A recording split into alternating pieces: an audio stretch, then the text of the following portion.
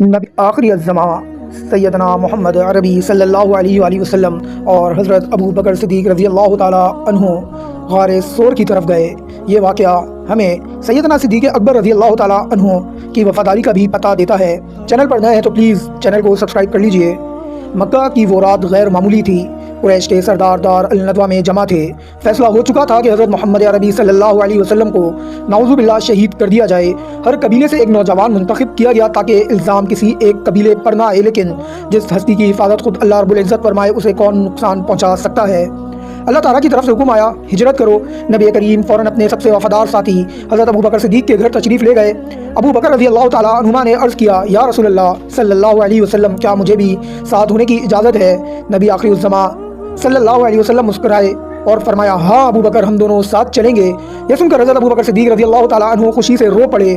ناظرین، یہ آنسو خوشی کے تھے اور تاریخ میں ان جیسے آنسو کم ہی ملتے ہیں۔ عام راستے مدینہ کی سمت کے بجائے نبی کریم صلی اللہ علیہ وسلم نے جنوب کی طرف رخ کیا۔ یہ حکمت تھی تاکہ دشمن دھوکہ کھا جائیں۔ مکہ سے تقریباً 3 میل دور ایک سخت اور اونچا پہاڑ تھا جس کا نام جبل سور ہے۔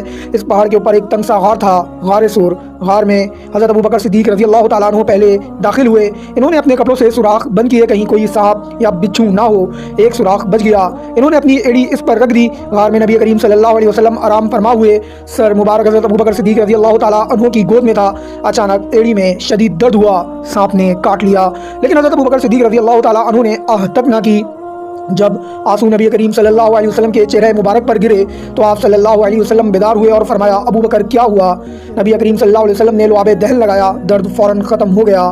ناظرین، یہاں اللہ کی مدد آتی ہے۔ قریش کے تعاقب کرنے والے غار کے دہانے تک پہنچ گئے، اتنا قریب کہ اگر نیچے جھانک لیتے تو سب نظر آ جاتا۔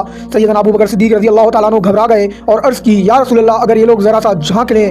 نبی کریم صلی اللہ علیہ وسلم نے فرمایا وہ جملہ جو قیامت تک ایمان والوں کو حوصلہ دیتا رہے گا، فرمایا، لا تحزن ان اللہ معنا، غم نہ کرو، اللہ ہمارے ساتھ ہے۔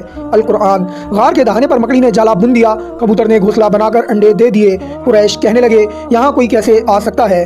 جالا تو پرانا لگتا ہے، اور وہ واپس لوٹ گئے۔ اللہ کی خاموش مگر زبردست مدد۔ نبی کریم صلی اللہ علیہ وسلم اور حضرت ابو بکر صدیق رضی اللہ تعالیٰ عنہ 3 دن غار میں رہے۔ حضرت ابو بکر صدیق کی بیٹی حضرت اسما رضی اللہ تعالیٰ عنہ کھانا پہنچاتی اور حضرت ابو بکر صدیق کے ہی بیٹے عبداللہ بن ابو بکر رضی اللہ عنہما خبریں لاتے۔ پھر ایک ماہر رہبر کے ساتھ مدینہ کی طرف روانہ ہوئے اور یوں اسلامی تاریخ کا نیا دور شروع ہوا۔